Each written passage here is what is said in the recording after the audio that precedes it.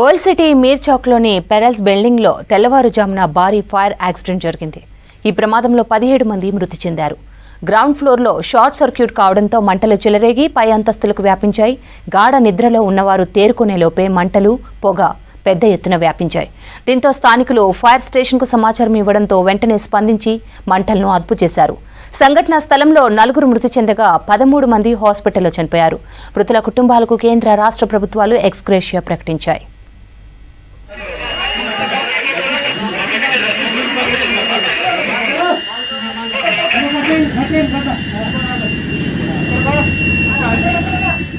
హైదరాబాద్ పాత బస్తీలోని మీర్ చౌక్ లోని Krishna pearls and Modi pearls building లో అగ్ని ప్రమాదం జరిగింది.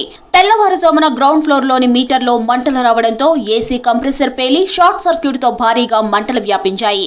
గాఢ నిద్రలో ఉన్న సమయంలో ఫైర్ యాక్సిడెంట్ జరగడంతో బిల్డింగ్ లో ఉన్నవారు గుర్తించేసరికి పొగ కమ్మేసింది. మంటలు దట్టమైన పొగ వ్యాపించడంతో ఊపిరాడక ప్రమాద స్థలంలోనే 3 చనిపోయారు. మరో 14 మంది హాస్పిటల్లో చికిత్స పొందుతూ మృతి చెందారు.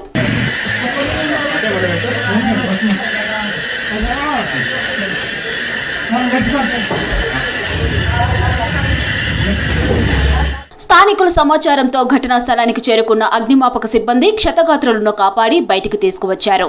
ప్రమాదం జరిగిన సమయంలో కొంతమంది స్పృహ కోల్పోయినట్లు అగ్నిమాపక సిబ్బంది గుర్తించింది.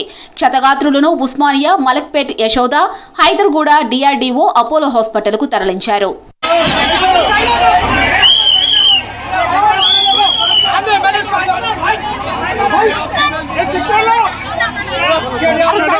హైదరాబాద్ పాత బస్తీ మీర్ చౌక్ ఘటనపై పీఎం నరేంద్ర మోదీ దిగ్భ్రాంతి వ్యక్తం చేశారు. మృతుల కుటుంబాలకు ప్రగాఢ సానుభూతి ప్రకటించారు.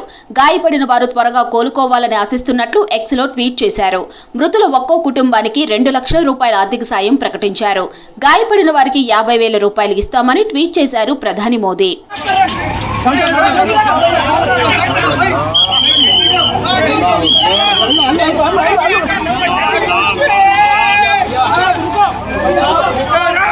గుల్జర్ హౌస్ అగ్ని ప్రమాదంపై సీఎం ఆరా తీశారు. ఇన్ఛార్జ్ మంత్రి పొన్నం ప్రభాకర్ కు ఫోన్ చేసి ఘటనకు సంబంధించిన పూర్తి వివరాలు తెలుసుకున్నారు సీఎం. ఈ ఘటనలో మృతుల కుటుంబాలకు, బాధితులకు అండగా ఉంటామని సీఎం రేవంత్ హామీ ఇచ్చారు.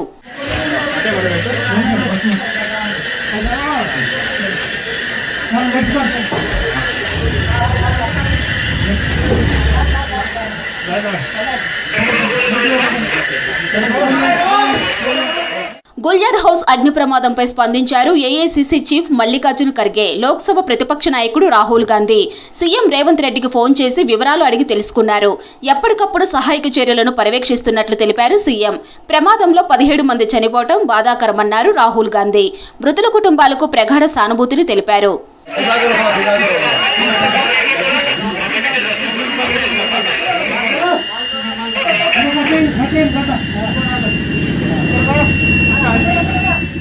మీర్ చౌక్ లో అగ్ని ప్రమాదం జరిగిన స్థలాన్ని పరిశీలించారు కేంద్ర మంత్రి కిషన్ రెడ్డి. రెస్క్యూ ఆపరేషన్ చేయడంలో ఆలస్యం కావడంతోనే ప్రమాద తీవ్రత తగ్గించుకోలేకపోయామన్నారు. ఫైర్ డిపార్ట్మెంట్ లో మెరుగైన ఎక్విప్మెంట్ కొనవలసిన అవసరం ఉందన్నారు కిషన్ రెడ్డి. ఈ యొక్క ముత్యాల అమ్మేటువంటి దుకాణం ఏదైతున్నదో ఆ షాపుకు సంబంధించినటువంటి కుటుంబము ఆ వెనుక పైన వాళ్ళు నివాసం ఉంటారు. ప్రాథమిక సమాచారం ప్రకారము షార్ట్ సర్క్యూట్తో ఈ ప్రమాదం జరిగినట్టు మరి పోలీసు అధికారులు కానీ, ఫైర్ డిపార్ట్మెంట్ కానీ వాళ్ళు అంచనా వేస్తున్నారు. ఫైర్ డిపార్ట్మెంట్కి సంబంధించి రిలీఫ్ యాక్టివిటీలో ఆలస్యం జరిగింది. ఫైర్ డిపార్ట్మెంట్కి సంబంధించినటువంటి వాళ్లకు ఆక్సిజన్కి సంబంధించినటువంటి ఎక్విప్మెంట్స్ లేకున్నాయి. దాని కారణంగా వెంటనే వాళ్ళు లోపలికి వెళ్ళలేకపోయారు. ఫైర్ డిపార్ట్మెంట్కి సంబంధించినటువంటి వాటర్ కూడా తొందరగా పంపించలేదని ఆ కుటుంబ సభ్యులు బాధపడతా ఉన్నారు. పాత బస్తీ అగ్ని ప్రమాదంలో చనిపోయిన మృతుల కుటుంబాలకు 5 లక్షల ఎక్స్గ్రేషియా ప్రకటించారు డిప్యూటీ సీఎం బట్టి విక్రమార్క. ఉస్మానియా హాస్పిటల్లో 17 మృతదేహాలకు పోస్టుమార్టం పూర్తయిందన్నారు. ఘటన చాలా బాధాకరమన్నారు. ప్రాణాలు తీసుకురాలేం కానీ వారి కుటుంబ సభ్యులకు అండగా ఉంటామని తెలిపారు డిప్యూటీ సీఎం బట్టి విక్రమార్క. 70 మంది ఫైర్మెన్లు, 17 మంది ఆఫీసర్ల దగ్గర ఉండి ఇంకా దాన్ని విస్తృతంగా స్ప్రెడ్ కాకుండా కంట్రోల్ చేస్తూ కాన్స్టెంట్గా మానిటర్ చేయటం వల్ల ఈ ప్రమాదం ఇంకా వ్యాప్తి చెందకుండా కంట్రోల్ చేయగలిగింది. జరిగినటువంటి సంఘటన పట్ల రాష్ట్ర ప్రభుత్వం, మానవత్వం ఉన్నటువంటి అందరం కూడా ఈరోజు బాధిస్తున్నాం, శోకిస్తూ ఉన్నాం. ఇది అత్యంత దురదృష్టకరమైనటువంటి సంఘటనగా భావిస్తూ ఉన్నాం. రాష్ట్ర ప్రభుత్వం తరఫు నుంచి ప్రగాఢమైనటువంటి సానుభూతిని సంతాపాన్ని తెలియజేయటమే కాకుండా చనిపోయినటువంటి వ్యక్తులకు సంబంధించి రాష్ట్ర ప్రభుత్వం నుంచి ఒక్కొక్క మనిషికి సంబంధించి 5 లక్షల రూపాయల వరకు ఎక్స్గ్రేషియా కూడా ప్రకటించడానికి రాష్ట్ర ప్రభుత్వం నిర్ణయం చేసింది. మీర్ చౌక్ అగ్ని ప్రమాదంపై రాజకీయాలు వద్దన్నారు మంత్రి పొన్నం ప్రభాకర్. ప్రమాదం జరిగిన వెంటనే ఫైర్ సిబ్బంది స్పాట్కు వెళ్లి సహాయక చర్యలు చేపట్టిందని, ఆలస్యం జరగలేదని తెలిపారు.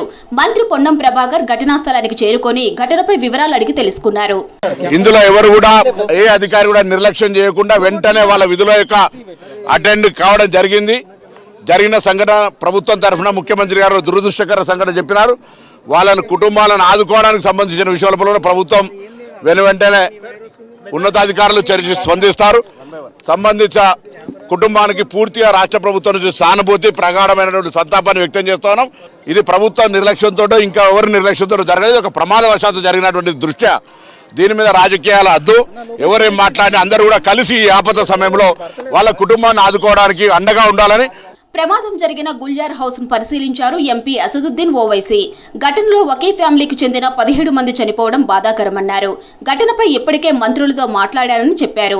కష్ట సమయంలో బాధిత ఫ్యామిలీకి అండగా ఉంటామన్నారు ఓవైసీ. आपको जानना है कि ये जो फैमिली है ये पिछले 100 साल से यहाँ पर रह रही है. मोर देन 100 ईयर्स से यहाँ पर रहने वाले लोग हैं. बड़ी तकलीफदेह बात है. मैं अपनी तरफ से उनको ताज़ियत देता हूँ और यही बस कहना है. ఫైర్ యాక్సిడెంట్ కు షార్ట్ సర్క్యూటే కారణమని భావిస్తున్నామన్నారు డీజీపీ జితేందర్. మంటలు మొత్తం ఆర్పివేశామన్నారు. ప్రమాదం జరిగిన వెంటనే గాయపడ్డ వారిని స్థానిక హాస్పిటల్స్ కు తరలించామన్నారు. కొందరు యశోద హాస్పిటల్ కు తరలించగానే చనిపోయారన్నారు డీజీపీ. ఇది ఒక షార్ట్ సర్క్యూట్ తో ఫైర్ యాక్సిడెంట్ జరిగింది. సో దాంట్లో కింద కొన్ని షాప్స్లు ఉన్నాయి, పైన ఇల్లు ఉంది. సో ఇది బికాజ్ ఆఫ్ ఫైర్ ఇది చాలా ఫాగ్ పైన వెళ్ళింది. సో బికాజ్ ఆఫ్ దాట్ కొన్ని సఫోకేషన్ అయింది. There is no need for any kind of misinformation. So as per information available so far and they are ensuring that nobody unauthorized enters the area and the entire thing is kept safe. మీర్ చౌక్ అగ్ని ప్రమాదంలో 17 మంది చనిపోయారన్నారు fire DG Nagireddy. మరో 4గురిని rescue చేశామన్నారు. Fire safety నిబంధనలు పాటించకపోవడంతోనే ప్రమాదం జరిగిందన్నారు.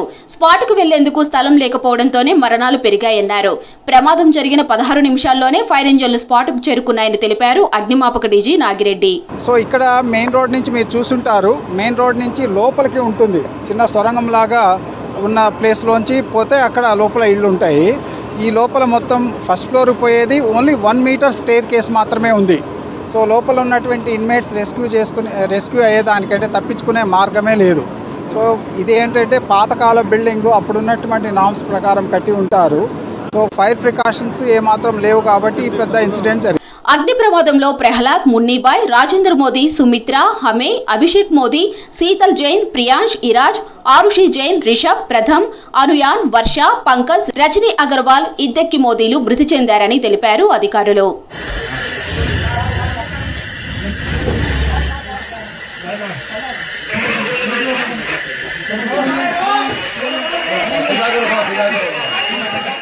క్షతగాత్రులను కాపాడటానికి వెళ్లిన డీఎఫ్ఓకు గాయాలు కావడంతో హాస్పిటల్కు తరలించారు. మరోవైపు సిటీలో ఫైర్ సేఫ్టీ డ్రైవ్ నిర్వహిస్తామని తెలిపారు మంత్రి పొన్నం ప్రభాకర్. 10 మృతదేహాలను రాజేంద్రనగర్లోని గౌతమ్ నగర్కు తరలించారు అధికారులు. భారీ పోలీస్ బందోబస్తు ఏర్పాటు చేశారు.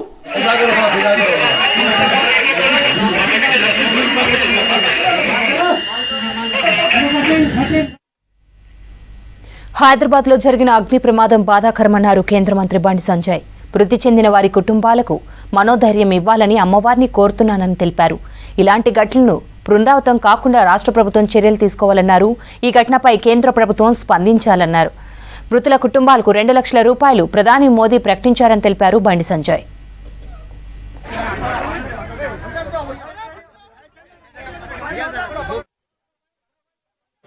హైదరాబాద్లో పాత బస్తీలో జరిగినటువంటి అగ్ని ప్రమాదం సంఘటన పట్ల భారతీయ జనతా పార్టీ తీవ్ర దిగ్భ్రాంతి వ్యక్తం చేస్తున్నది. ఇది చాలా ఘోరమైనటువంటి దురదృష్టకర సంఘటన, ఒక విషాదకరమైన సంఘటన. జరగనాని సంఘటన జరిగింది. దానిలో దాదాపు 14 మంది మరణించడం నిజంగా బాధాకరం. దానిలో చిన్నపిల్లడు పాపం ఎంత కొట్టుకొని పాపం వాళ్ళు ఎంత అవస్థలు పడి మరణించారో ఆ సంఘటన తలుచుకుంటేనే హృదయ విదారకంగా ఉంది. చాలా బాధతో ఇవాళ తెలంగాణ సమాజం అంతా బాధతో ఇవాళ తలెడుతూ ఉన్నది. అంత దారుణమైన సంఘటన హైదరాబాద్ పాతపతి సంఘటన. 14 మంది చనిపోవడం బాధాకరం. మిగతా వాళ్ళు కూడా త్వరగా కోలుకోవాలని చెప్పి, చనిపోయిన వారి యొక్క ఆత్మకు శాంతి చేకూర్చాలని చెప్పి, వాళ్ళ కుటుంబాలకు ఒక మనోధైర్యం కల్పించాలని చెప్పి ఆ అమ్మవారిని వేడుకుంటున్నాం. ఇప్పటికే దేశ ప్రధాని శ్రీ నరేంద్ర మోడీ గారు కూడా ఈ సంఘటన మీద స్పందించడం జరిగింది. కేంద్ర ప్రభుత్వం స్పందించడం జరిగింది. దిగ్భ్రాంతిని వ్యక్తం చేయడం జరిగింది, విచారం వ్యక్తం చేయడం జరిగింది. చనిపోయిన కుటుంబాలకు 2 లక్షల రూపాయల ఆర్థిక సహాయం, గాయపడ్డ వారికి కూడా 50,000 రూపాయల ఆర్థిక సహాయం స్వయంగా ప్రధానమంత్రి గారు ప్రకటించడం జరిగింది. సరే, ఏవి ప్రకటించినప్పుడు కూడా ఒకసారి సంఘటన జరిగినప్పుడు అటువంటి సంఘటనలు పునరావృతం కాకుండా రాష్ట్ర ప్రభుత్వం చర్యలు తీసుకోవాల్సిన బాధ్యత రాష్ట్ర ప్రభుత్వం మీద ఉంది.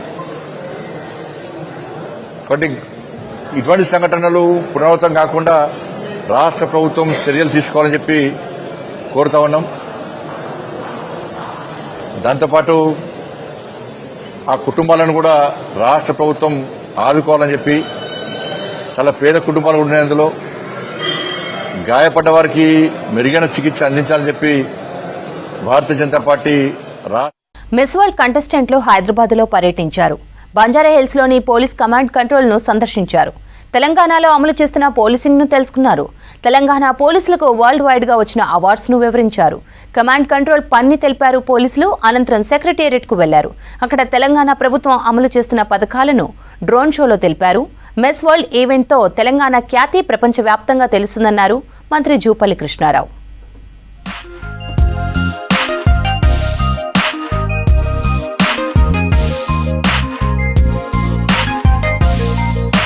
మిస్ వరల్డ్ పోటీలతో తెలంగాణలో పర్యాటక రంగం అభివృద్ధి చెందుతుందన్నారు మంత్రి జూపల్లి కృష్ణారావు. మన సంస్కృతి సంప్రదాయాలను ప్రపంచ సుందరీమణులు చూశారన్నారు. మిస్ వరల్డ్ పోటీలను తెలంగాణకు ఇచ్చిన సీఎం రేవంత్ రెడ్డికి ధన్యవాదాలు తెలిపారు. ఈ పోటీలతో ఇక్కడి యువతకు ఉపాధి దొరుకుతుందన్నారు మంత్రి Jupally. Today is a symbol of our forward looking vision. The miss world pageant with its motto of beauty with a purpose speaks deeply to us. Development must have a soul. It must uplift, empower and include.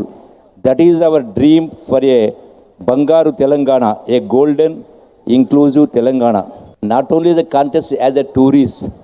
Tourism is not just for the pleasant or entertainment. No, that's not the only thing. It also, in my opinion, it's also a sort of social work, because with your tourism, the global tourism, it helps the needy, it helps the poor, it helps the unemployed, and it also helps for the self-employment. So I wish you once again, be our ambassadors of Telangana for promotion of tourism, our culture, our cuisine. You might have tasted our food, everything. I think all of you are happy.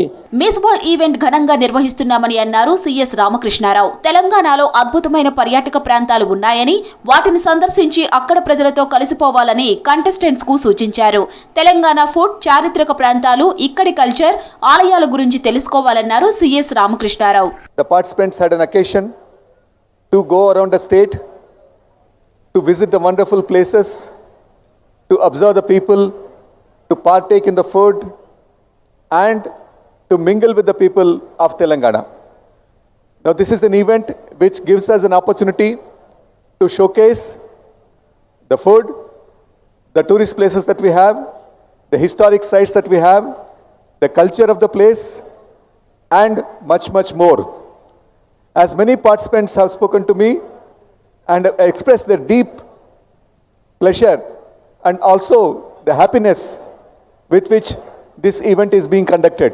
అంతకుముందు హైదరాబాద్ బంజారాహిల్స్ లోని integrated command control centre ను సందర్శించారు miss world కంటెస్టెంట్లు. అక్కడ police dog squad miss world beauties కి బొకేలు అందించాయి. రాష్ట్ర అస్మిక దళం, డాగ్ స్క్వాడ్, ఆక్టోపస్ బలగాలు వారికి వెల్కమ్ చెప్పాయి.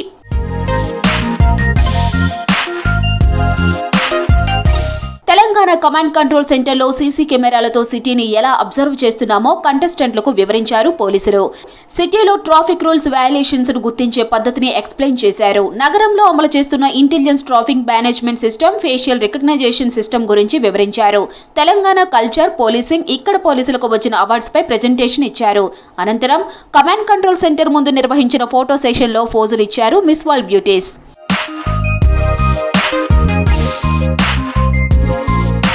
సాయంత్రం సెక్రటేరియట్ కు వెళ్లారు అందగత్తెలు. తెలంగాణ తల్లి విగ్రహానికి పుష్పాంజలి ఘటించారు. అనంతరం సెక్రటేరియట్ లో ముందు ఫోటోలు దిగారు. ఓల్డ్ సిటీలోని గుల్జర్ హౌస్ లో అగ్ని ప్రమాదంలో మృతులకు మౌనం పాటించి నివాళులర్పించారు మిస్ వరల్డ్ కంటెస్టెంట్లు, మంత్రులు, అధికారులు.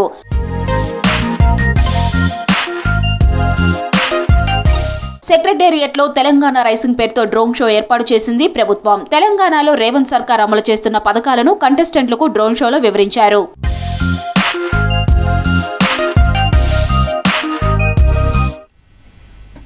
అనాథ పిల్లల్ని చేరదీసి వారికి క్వాలిటీ ఎడ్యుకేషన్ అందించడమే లక్ష్యమంటున్నారు miss South Africa Zoalize Jansen. వారికి క్వాలిటీ ఎడ్యుకేషన్ కోసం కృషి చేస్తున్నట్లు చెప్తున్నారు. 72వ మిస్ వరల్డ్ పోటీల్లో పాల్గొనేందుకు హైదరాబాద్ వచ్చారు జోయా. సౌత్ ఆఫ్రికా మాదిరిగానే భారతీయులు ప్రేమ, ఆప్యాయత చూపిస్తున్నారని చెప్పారు. రామప్ప టెంపుల్ ఆర్కిటెక్చర్ తనకెంతో నచ్చిందని, చార్మినార్ దగ్గర స్ట్రీట్ షాపింగ్ ఎంజాయ్ చేశానంటున్న మిస్ వరల్డ్ కంటెస్టెంట్ జోయాతో Narender face to face. Beauty with a purpose పేరుతో జరుగుతున్న ఈ మిస్ వరల్డ్ కాంపిటీషన్లో మనతో ఉంది సౌత్ ఆఫ్రికా మిస్ వరల్డ్. అసలు ఈ తన ప్రాజెక్ట్ ఏంటి, తన డ్రీమ్స్ ఏంటి, హైదరాబాద్ ఎలా ఉంది, ఇక్కడ ఈ హాస్పిటల్ ఎలా ఉంది ఒకసారి అడిగి తెలుసుకుందాం.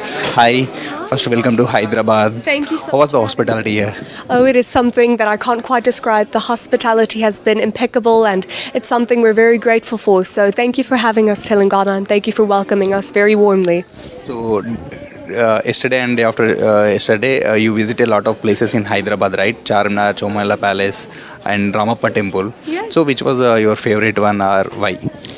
I really enjoyed going to the Charminar, and the reason I say that is because not only did we get to learn more about the historical, placements of everything and the historical events that happened there, we learned about the architecture, but we also got time to interact with the people. And I always say mending with the community is one of the best ways to learn about a place or a city.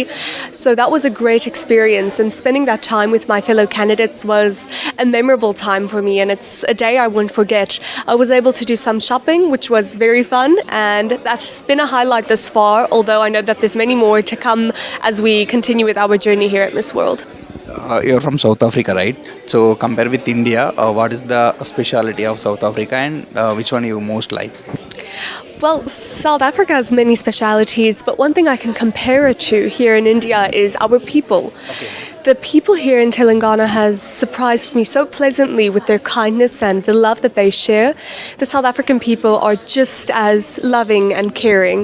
They're always willing to lend a helping hand, and they're always willing to, band together when we need help or when we need assistance. We're big problem solvers back home, and I see the same here in India.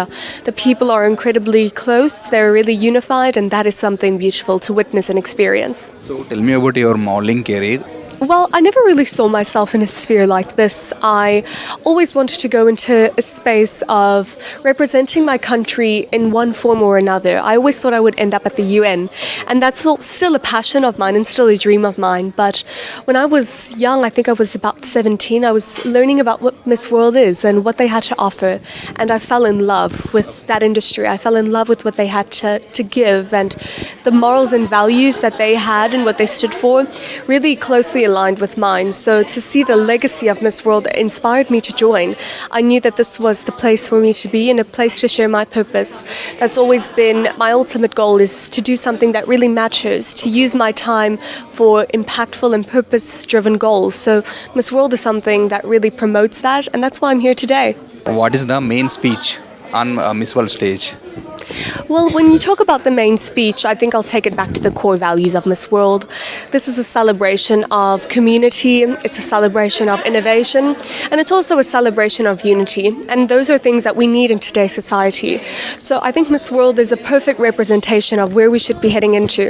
It is a celebration that no one is better than the other. It's really a moment that we can stand together as one and showcase our thoughts and ideas in order to progress our world, in order to make it a better place. So I think we can draw inspiration from what we see here today and the various years that have, and additions that have been going on in the past. It has been a continuous legacy, and now I'm very grateful to contribute to that as well. So what's the preparations going on? I think preparations involve so many things, as Miss World will really test all corners of your talents. They have so many fast-track challenges, which goes to show that there really is a place for everyone within the system. They have sports challenges, they have head-to-head challenges, they have talent auditions, and to see that they represent something within each of these ladies is something wonderful. But my preparations have entailed just ensuring I'm rounded in every space and ensuring I'm mentally fit to take on any challenge, because I'm someone that wants to put the best version of myself out there, and I hope that the time that I've been able to prepare will now pay off, and I'm excited to indulge in them. So what is the purpose behind your beauty? Well, the purpose behind my beauty is something that is driven by impact and positive impact. I run my own foundation, which is called Never Too Young to Advocate, and it is an organization that focuses on youth development, but it focuses on development in vulnerable and orphans' lives there in South Africa. So I work with a lot of orphanages around all my country, and I stepped in my first orphanage, I think it was 5 years ago, and I walked in and I felt that feeling of loneliness and abandonment, and it was a feeling I couldn't remain oblivious to, because those children have nothing to call their own. They don't have a family, they don't have their own food, they don't even have a safe place to rest. So I knew that I needed to take action, and I knew that those children need a sense of safety and security. So I wanted to be that person for them, to invest in their mindset, invest in their lives, and we do this by building facilities, we build classrooms, and we also fundraise for scholarships so that they can have a quality education which can set them up for a successful future.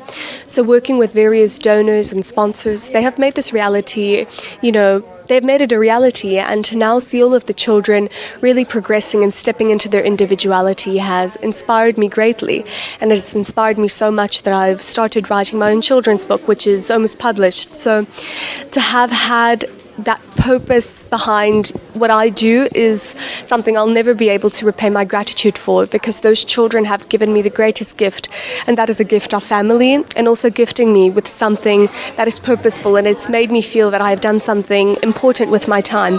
So I love them like my own. They have accepted me as a sister, and they are really like the big family I never had.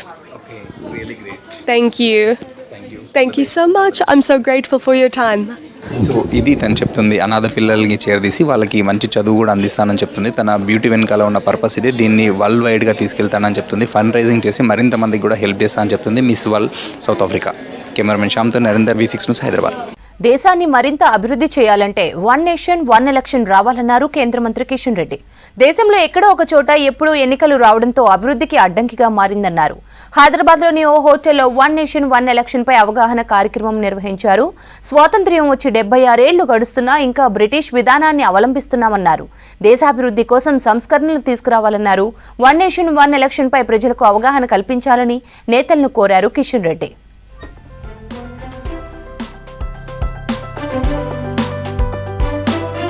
British వాళ్ళు వదిలిపెట్టినటువంటి పద్ధతిలోనే మనం కొనసాగుతూ ఉన్నాం. ఇంకా అనేక మార్పులు చేయాల్సినటువంటి అవసరం ఉంది. ప్రధానమంత్రి గారు పదే పదే మంత్రులకు చెప్తారు, పాత చట్టాలు ఏమున్నాయో బ్రిటిష్ వాళ్ళ హయాంలో ఉన్నటువంటి చట్టాలన్నింటినీ కూడా మార్చాలి. ఇప్పుడు ఉన్నటువంటి వర్తమాన రాజకీయ సామాజిక ఆర్థిక పరిస్థితులకు అనుగుణంగా మనం చట్టాలు మార్చుకోవాలని పదే మందే వారు చెప్తుంటారు. దానికి అనుకూలంగా అనేకమైన మార్చుకున్నాం. దురదృష్టం ఏంటంటే ఏవైతే దేశానికి అవసరమైనటువంటి విధానాలు ఈరోజు కావాలో వాటన్నిటిలో కూడా ప్రతిసారి మనకు అడ్డం పడేటువంటి ప్రయత్నం జరుగుతూ ఉంది. ఇది మంచిది కాదు. అందుకే ఈరోజు ప్రజల మధ్యకు వెళ్ళాలని మన ప్రధానమంత్రి గారు చెప్పారు. ప్రజల మధ్యకు వెళ్ళి వన్ నేషన్ వన్ ఎలక్షన్ విషయంలో ప్రజలను చైతన్యం చేయాలి. ప్రజల ద్వారా రాజకీయ పార్టీల మీద, విశ్లేషకుల మీద ఒత్తిడి రావాల్సినటువంటి అవసరం ఉంది. ఇది ఒక ప్రజా ఉద్యమంగా రావాలి.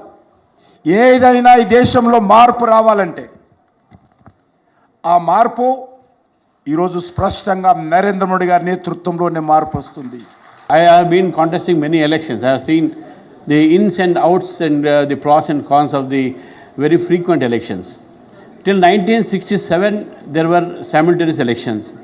And after that, there are frequent elections in our country, which is involving huge expenditure and which is also an hindrance for the growth and development of our country. So therefore, this is the subject which every Indian should ponder upon, that why we should have one election.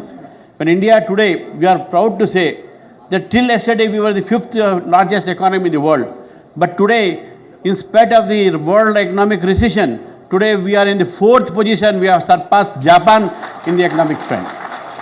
So this is the strength of India.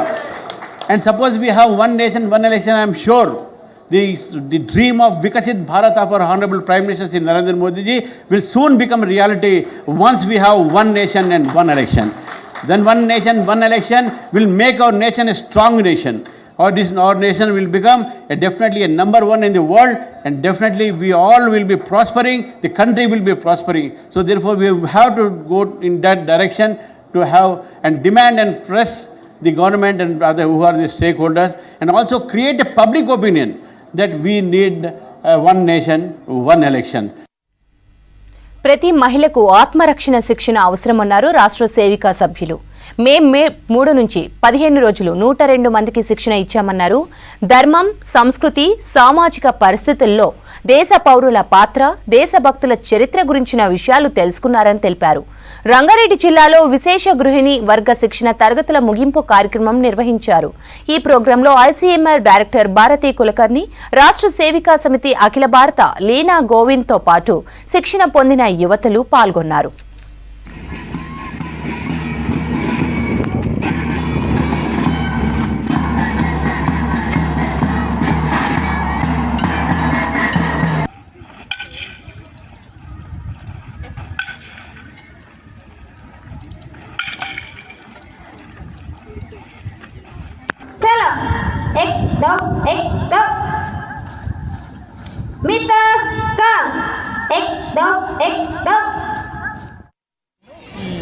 ప్రవేశ శిక్షా వర్గ ఈసారి 15 రోజుల వరకు జరిగింది.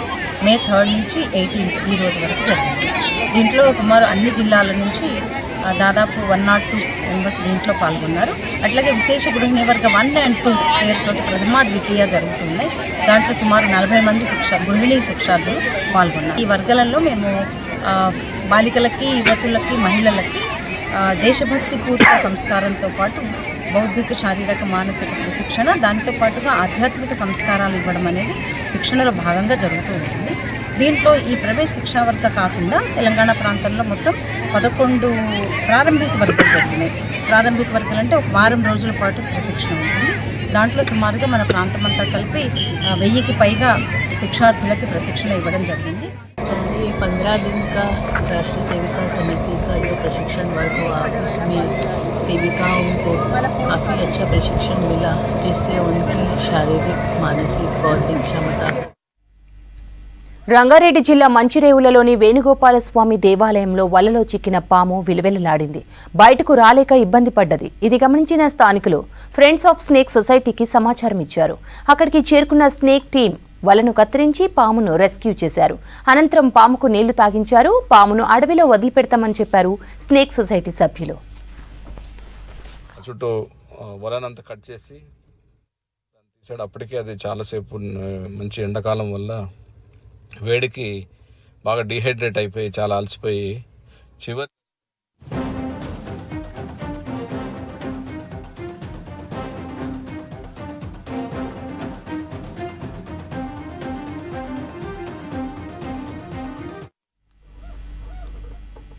సరస్వతి పుష్కరాల్లో దళిత MP గడ్డం వంశీకృష్ణను అవమానించడం బాధాకరమన్నారు మంతని మాజీ ఎమ్మెల్యే పుట్టమధు. దేవాదాయ శాఖ అధికారి శైలజ రామయ్యర్పై వెంటనే ఎస్సీ ఎస్టీ అట్రాసిటీ కేసు నమోదు చేయాలని డిమాండ్ చేశారు. దేవాదాయ శాఖ అధికారి శైలజ రామయ్యర్ ఒక అధికారిగా కాకుండా ఎమ్మెల్యే భారీగా వ్యవహరిస్తుందని ఆరోపించారు. వంశీని అవమానించిన అధికారులపై చర్యలు తీసుకోకపోతే ఢిల్లీలోని ఏఐసీసీ కార్యాలయం ముందు ధర్నా చేస్తానన్నారు పుట్టమధు. మంత్రిలో రాజ్యాంగాన్ని అవమానపరచడము, రాజ్యాంగానికి తూట్లు పొడవడము, మరీ ముఖ్యంగా ఎస్సీలను, ఎస్టీలను, బీసీలను అగౌరవపరచడము, అవమానపరచడము ఆనవాయితీగా మారిపోయింది.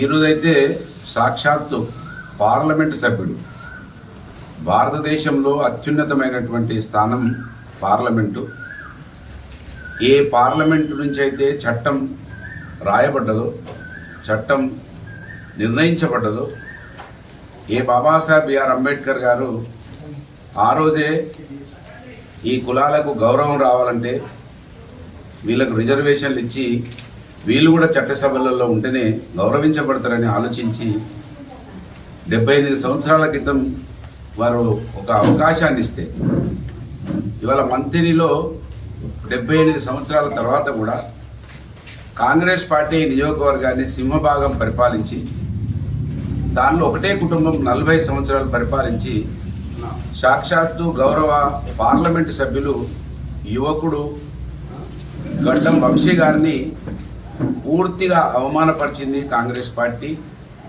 మంత్రి నియోజకవర్గ శాసనసభ్యుడు వారి సత్యమని Shailaja Ramaiyer, principal secretary endowments department. ఆమె స్వయంగా ప్రిన్సిపల్ సెక్రటరీగా ఉన్నటువంటి శైలజ రామయ్యర్ గారు పత్రికా అడ్వర్టైజ్మెంట్లు ఇచ్చింది. దాదాపు 3 పేపర్లలో మా దగ్గర ఉన్నాయి. 3 పేపర్లలో కూడా అడ్వర్టైజ్మెంట్ చూస్తే తెలంగాణ దేవాదాయ శాఖ నుంచే అడ్వర్టైజ్మెంట్ ఉంది. తెలంగాణ